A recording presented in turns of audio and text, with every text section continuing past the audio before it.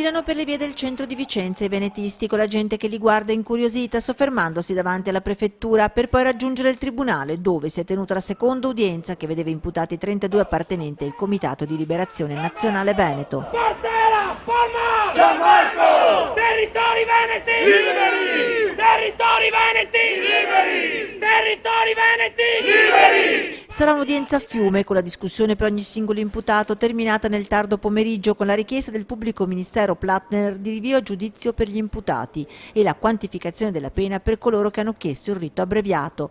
Rinviate al mittente da parte degli avvocati difensori le accuse dell'associazione a delinquere e all'istigazione alla disobbedienza fiscale. E fra i reati fiscali o tributari che dir si voglia è vero che non sono state versate le tasse per chi ha fatto però il rigetto delle cartelle di pagamento piuttosto che delle notifiche che sono arrivate, ma sfruttando quell'aspetto del regime dell'autotutela. Molti gli aspetti da considerare. Anche il Ministero delle Finanze aveva aperto un tavolo delegando poi l'Agenzia delle Entrate di Marghera e c'è stato un incontro quindi per chiarire la situazione ed è tutto verbalizzato.